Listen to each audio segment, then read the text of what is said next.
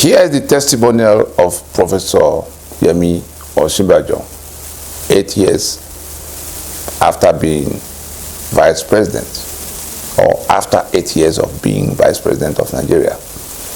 We recall that at the time the brigandage to hound out Jonathan was happening. And Buhari's credential as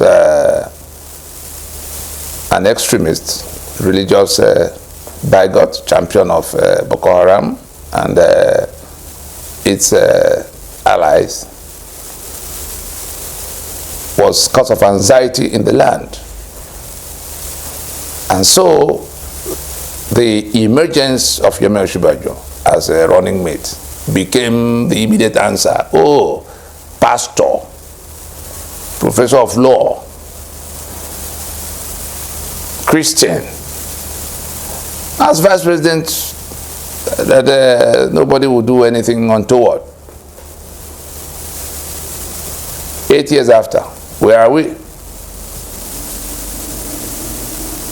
Let us recall that it was Yemi Osinbajo that was saddled with the responsibility of peddling the lies, the many lies that were loaded on the head of Jonathan. Everything that went wrong, Osinbajo will mount the next rostrum to say, Jonathan stole the opportunity. Jonathan stole the money that should have been used. Lies that are known to him to be lies. We saw the Chibok girls. Jonathan was incompetent. They were all peddling it. The very people that orchestrated that kidnap are now heading to government house. If Nigeria ends up with such people mounting the saddle of political leadership at that pinnacle level, it will be because characters like Yemi Osinbajo was bearing false witness all over the place. When the terror that Buhari came to market began to unleash itself on all sides, some of us went to the international circuit to raise alarm that the terror networks of the Middle East, ISIS, Al-Qaeda, and the rest were converging in the West African sub-region and the Sahel, with Libya that's already gone bad and Sudan that was heading south. We went to Washington because at the time the US was at war with ISIS in Syria and Iraq. We went to alert those waging that war that those terror networks may be under heavy pressure and making their way into the West African sub-region with Nigeria as their hub, with the local franchise called Boko Haram, with which they were now merging to form the ISWAP that we've heard about. The US government took several months in 2019, from January to July of 2019. I had the privilege of leading the team on Capitol Hill, both in the House and in the Senate, and the International Religious Freedom Ministerial Roundtables of that year, where the issue was who was being killed where on religious, ethno-religious killings, more or less. And in the midst of that engagement, when some of the policy pronouncements began to more or less build up from the US side, the US and its allies, because we told them that if you do not stand up now and arrest the situation with the plan we have brought to you, because we came with this same plan that many of us have not yet examined, you are going to pay in blood. That was what we told the US. And in the midst of that engagement, Abuja dispatched Yemi Osinbajo to come to lie on their behalf that nobody was killing anybody, that people were just exaggerating little farmers and herders clash that was going on.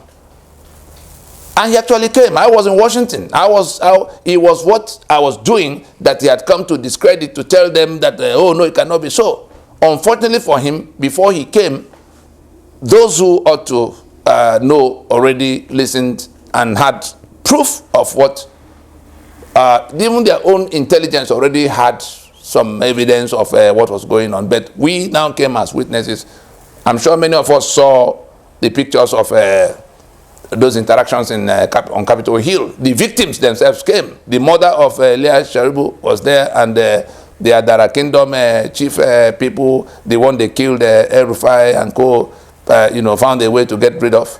The victims of the terror were in Washington at the invitation of the U.S. government to come to tell those who were interrogating the situation what they witnessed. So it's not a matter of hearsay. Who did you see? What happened?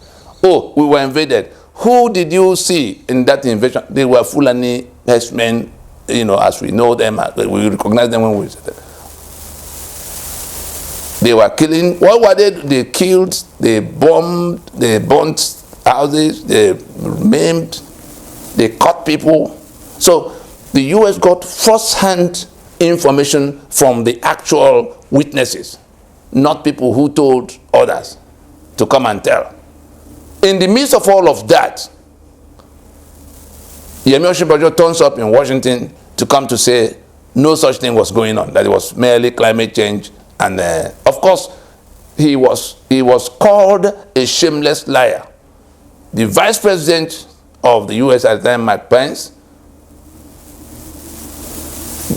you pastor, you Christian, professor of law, they are killing your people, Yoruba, they are killing your Yoruba people. And they asked you to come to tell us that it's not happening. You forgot that it's our satellite that Nigeria is lashing onto in the fight is engaging in, if there's any fight. Long and short of it is that he was called a liar, a shameless liar. Again, coming to bear false witness. Not quite 2-3 weeks after he came back, the daughter of the Afenifere leader, Chief Reuben Fashoranti, was murdered.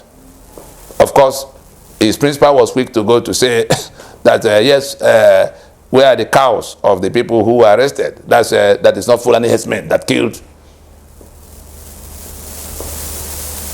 False witness. Yemi Osinbajo at the center.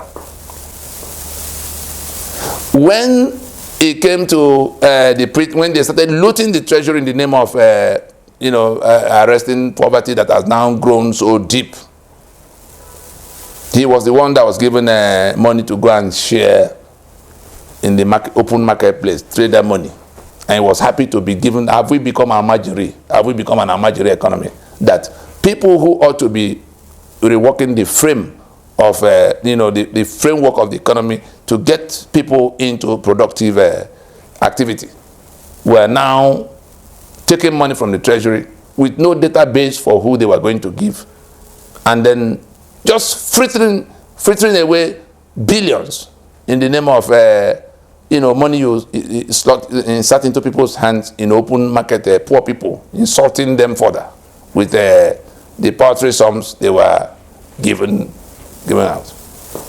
Why is it Osinbajo that will be put in charge of such a shameful economic revival strategy? Where are we now?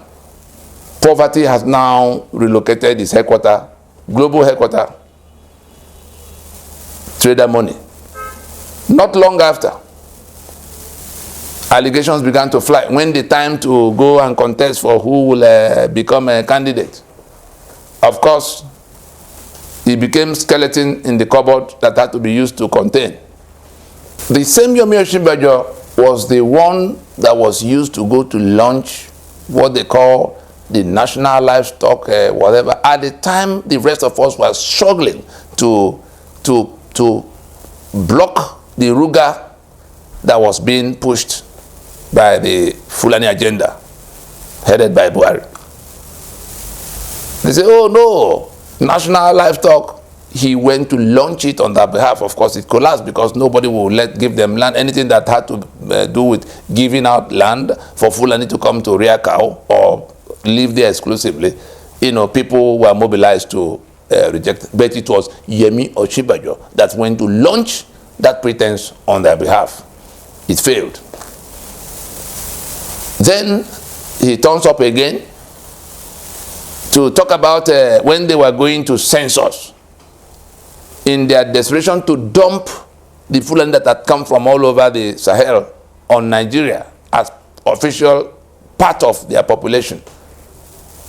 They advertised census that will cost almost 1 trillion to execute, but to be done in the period they were in charge. In an election year, election was already in terrible controversy. Then you want to bring census. If not that we countermanded all of those, the amendments they tried to do, if not that Ninas had to find a way to countermand those activities, we probably would have ended up with both the Ruga and the census that would document as indigens the Fulani that had come from everywhere, wielding guns in our farms and forests.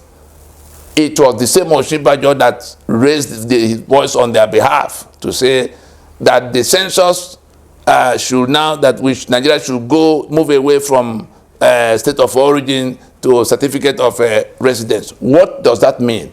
He was trying to make provision for how the Fulani that cannot point at their father's land inside Nigeria will become documented like every other person after killing people to come in.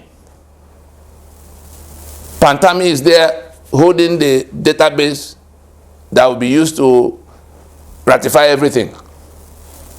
Why is it Osinbajo that will be used to all these years? Let us count let us have an accurate census so that we can plan. No. They will do census, there will be no ethnicity, no religion referred, so that they can continue to,